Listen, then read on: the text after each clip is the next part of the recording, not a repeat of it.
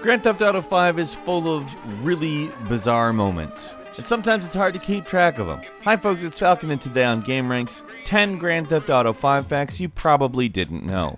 Starting off at number 10, if you've ever wondered exactly what a character in Grand Theft Auto 5 can carry, a Reddit user by the name of NR1 in pounds. Now see, I find this really interesting because it's hilarious. A Grand Theft Auto 5 character carries at any given time 4 pistols, 2 MGs, 3 MPs, 3 assault rifles, 1 sniper rifle, 3 shotguns, 1 grenade launcher, 25 sticky bombs grenades, and tear gas grenades, and 100-liter canisters of fuel.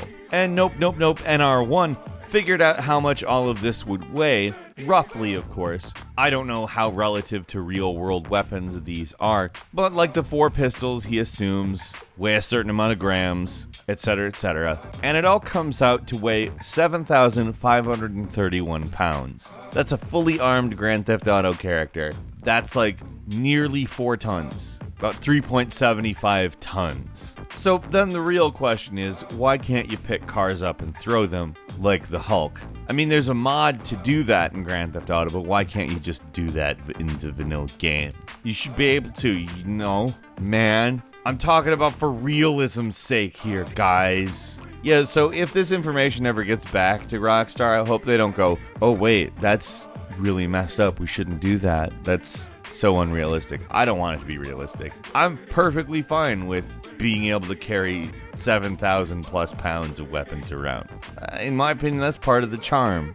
Moving on to number 9. In the beginning of the mission called Fresh Meat, Trevor meets up with Franklin at his house, and in order to do that, for whatever reason, he jumps over a fence. Now, what's interesting to know about Grand Theft Auto is that the voice actors are not just the voice actors, they also did all the motion capture work. And when Stephen Ogg, the actor who was playing Trevor, fell flat on his face over the fence, it was an accident. And in fact, the entire exchange that took place afterwards was an accident. Shawn just started laughing because he fell, and Stephen Ogg didn't break character. Although, if you're looking carefully at both of their faces during the scene, you'll notice they are trying to hide some laughter. It's particularly clear at a point where Trevor is just basically moving his face for no reason. What's going on is Stephen Ogg is basically trying not to laugh, which is awesome. Like, it really works. Trevor looks like an absolute lunatic here, in exactly the way he's supposed to. So,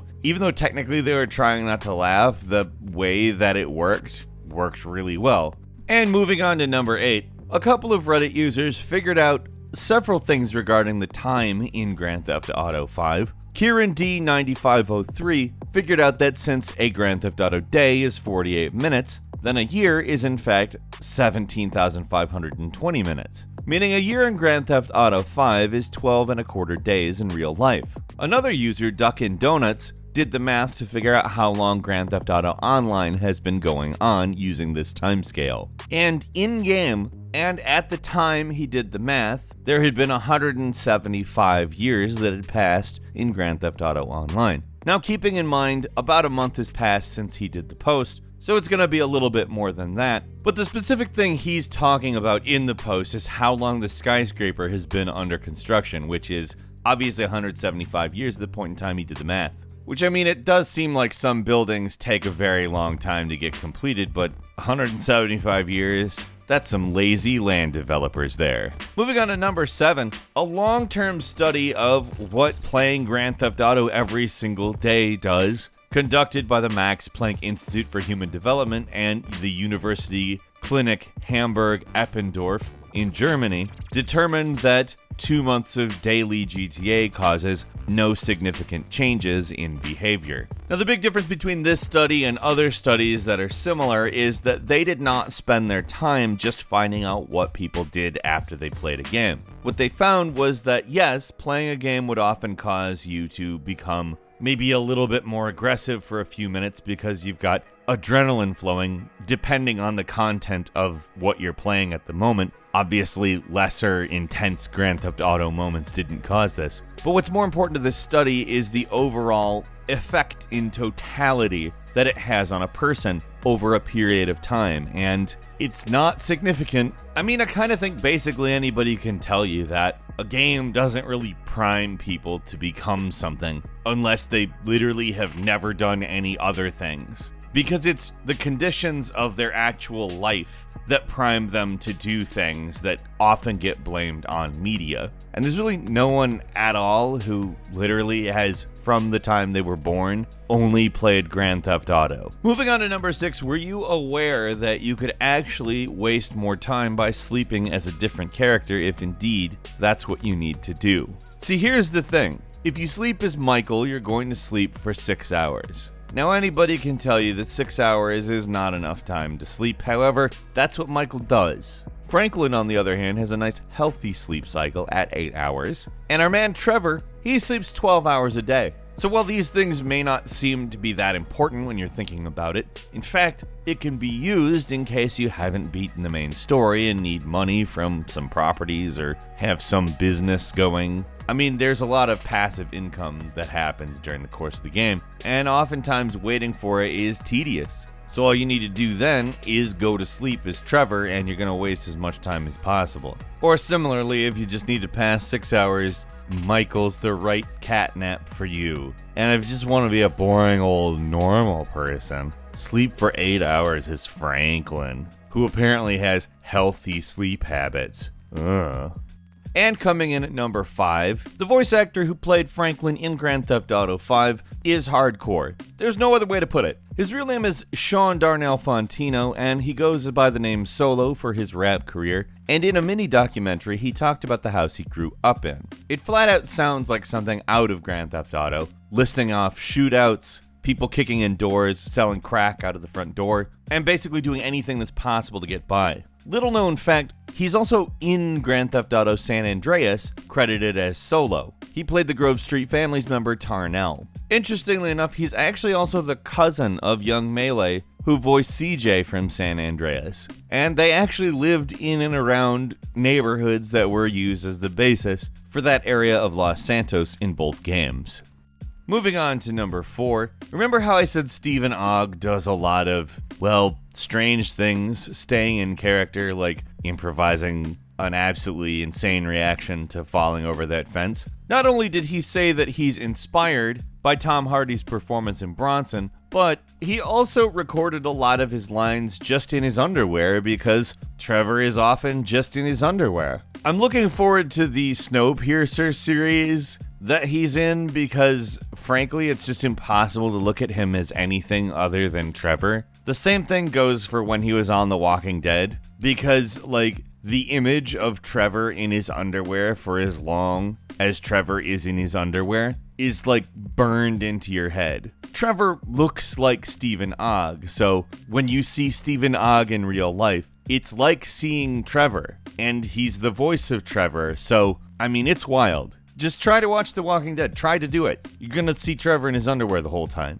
Moving on to number 3, did you know that Grand Theft Auto 5 was the number 1 selling game in the week ending June 2nd, 2019? That's 6 years after release. It's the top selling game in the UK, a full country, just cause. Grand Theft Auto is obviously an incredibly selling game over the years. It has been in the top 20 games in not only the UK, but the US as well, in every month since its release in September 2013, but one. There are over 110 million copies sold. Its launch broke 7 Guinness World Records, and in 2018 it was reported to be the most profitable entertainment product of all time, having brought in $6 billion.